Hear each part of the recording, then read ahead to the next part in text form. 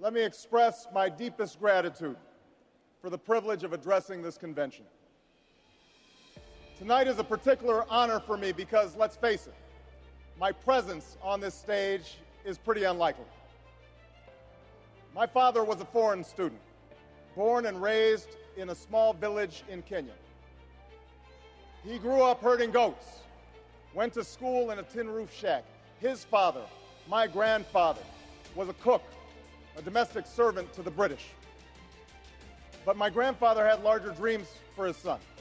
Through hard work and perseverance, my father got a scholarship to study in a magical place, America, that shone as a beacon of freedom and opportunity to so many who had come before. While studying here, my father met my mother. She was born in a town on the other side of the world, in Kansas.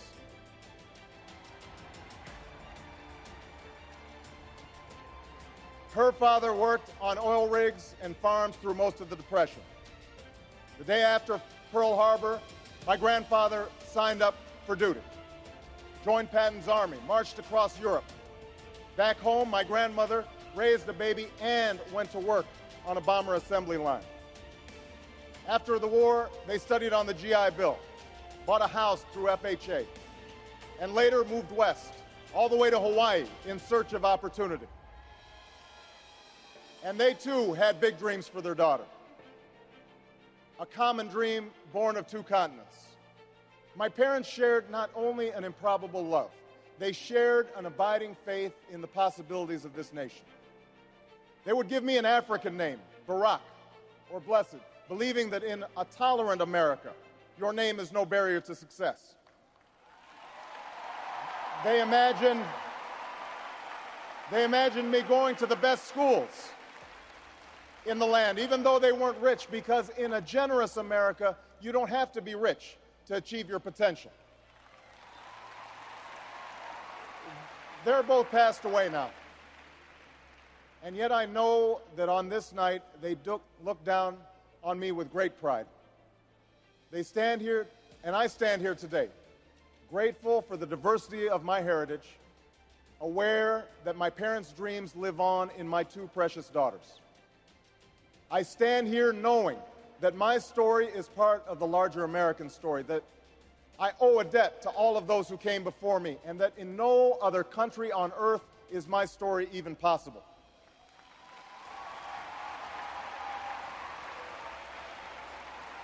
Tonight, we gather to affirm the greatness of our nation. Not because of the height of our skyscrapers, or the power of our military, or the size of our economy.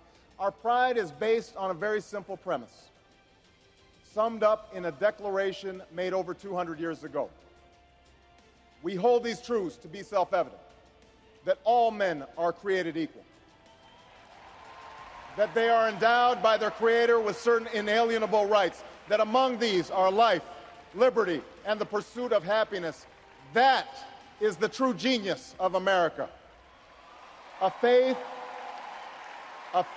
in simple dreams, an insistence on small miracles, that we can tuck in our children at night and know that they are fed and clothed and safe from harm, that we can say what we think, write what we think without hearing a sudden knock on the door, that we can have an idea and start our own business without paying a bribe, that we can participate in the political process without fear of retribution, and that our votes will be counted, at least most of the time.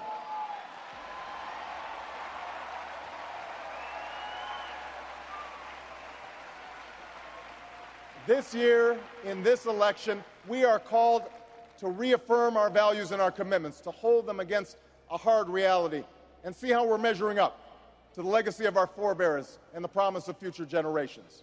And fellow Americans, Democrats, Republicans, Independents, I say to you tonight, we have more work to do. More work to do for the workers I met in Galesburg, Illinois, who are losing their union jobs at the Maytag plant that's moving to Mexico, and now are having to compete with their own children for jobs that pay $7 an hour. More to do for the father that I met who was losing his job and choking back the tears, wondering how he would pay $4,500 a month for the drugs his son needs without the health benefits that he counted on. More to do for the young woman in East St. Louis, and thousands more like her, who has the grades, has the drive, has the will, but doesn't have the money to go to college. Now, don't get me wrong. The people I meet in small towns and big cities, in diners and office parks, they don't expect government to solve all their problems. They know they have to work hard to get ahead, and they want to. Go into the collar counties around Chicago, and people will tell you they don't want their tax money wasted by a welfare agency or by the Pentagon. Go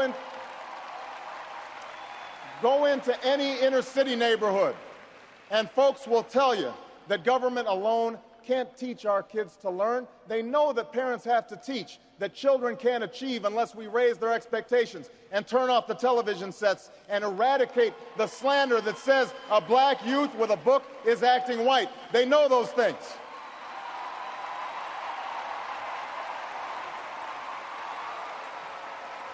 People don't expect government to solve all their problems.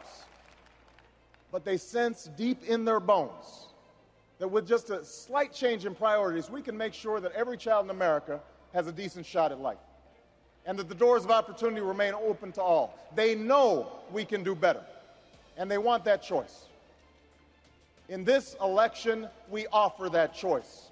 Our party has chosen a man to lead us who embodies the best this country has to offer, and that man is John Kerry.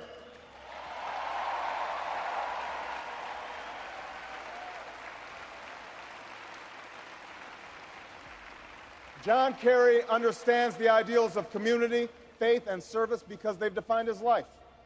From his heroic service to Vietnam, to his years as a prosecutor and lieutenant governor, through 2 decades in the United States Senate, he's devoted himself to this country. Again and again, we've seen him make tough choices when easier ones were available. His values and his record affirm what is best in us. John Kerry believes in an America where hard work is rewarded. So instead of offering tax breaks to companies shipping jobs overseas, he offers them to companies creating jobs here at home. John Kerry believes in an America where all Americans can afford the same health coverage our politicians in Washington have for themselves. John Kerry believes in energy independence, so we aren't held hostage to the profits of oil companies or the sabotage of foreign oil fields. John Kerry believes in the constitutional freedoms that have made our country the envy of the world, and he will never sacrifice our basic liberties, nor use faith as a wedge to divide us.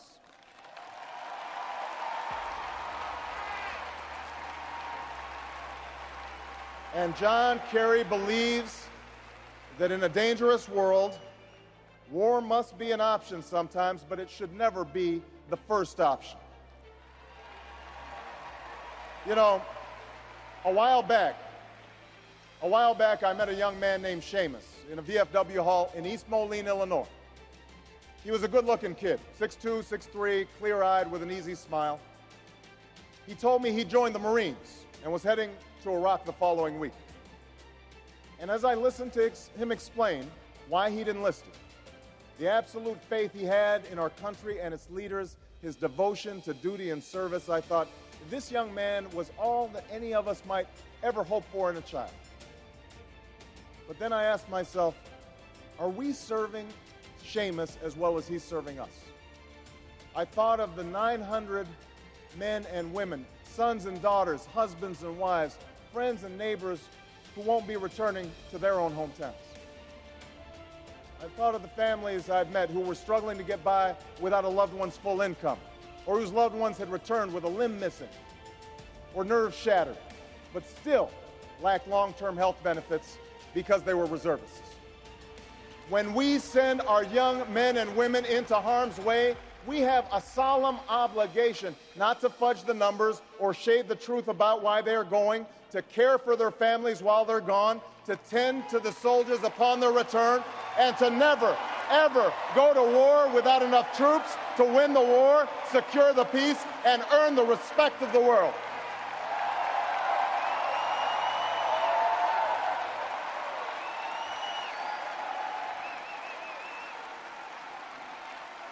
Now, let me be clear. Let me be clear. We have real enemies in the world. These enemies must be found, they must be pursued, and they must be defeated.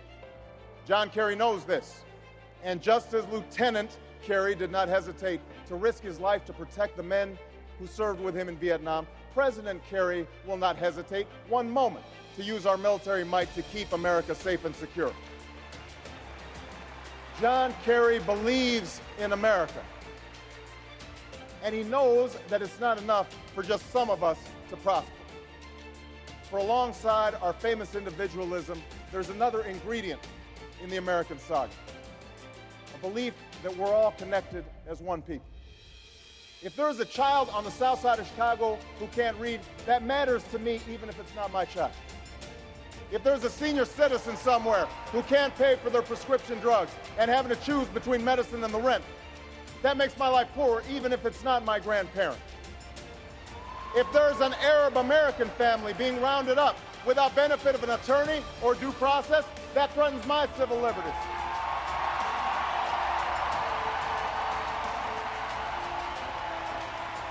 It is that fundamental belief.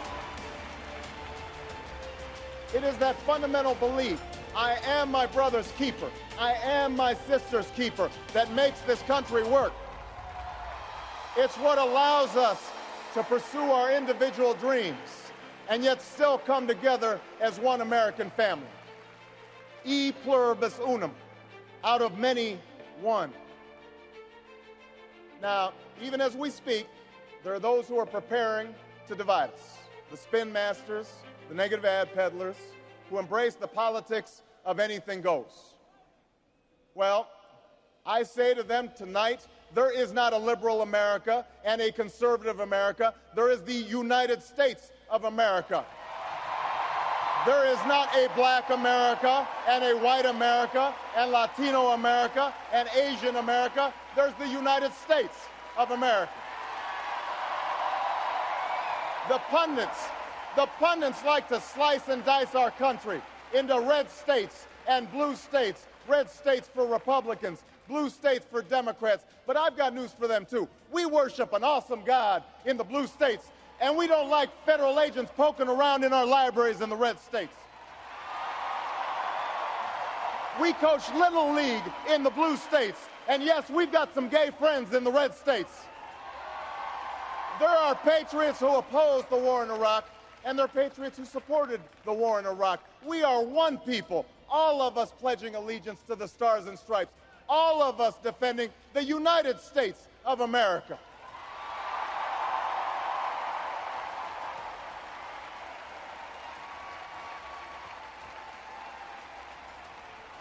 In the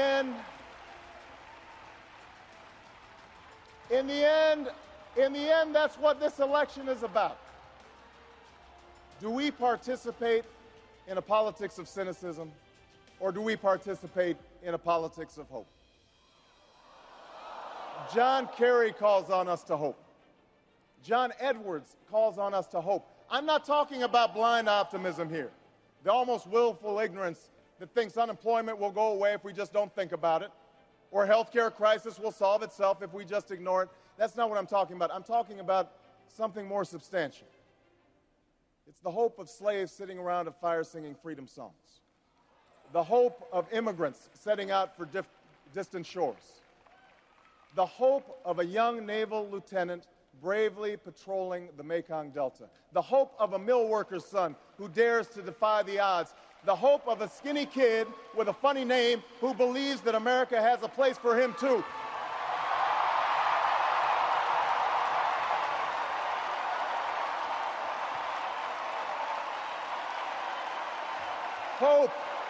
Hope in the face of difficulty. Hope in the face of uncertainty. The audacity of hope. In the end, that is God's greatest gift to us, the bedrock of this nation. A belief in things not seen. A belief that there are better days ahead. I believe that we can give our middle class relief and provide working families with a road to opportunity. I believe we can provide jobs to the jobless, homes to the homeless, and reclaim young people in cities across America from violence and despair. I believe that we have a righteous wind at our backs, and that as we stand on the crossroads of history, we can make the right choices and meet the challenges that face us.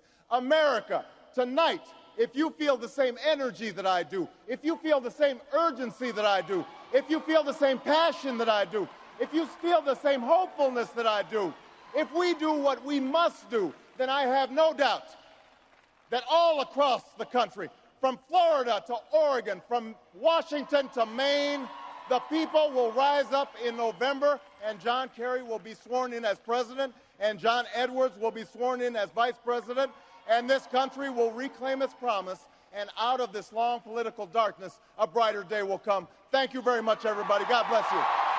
Thank you.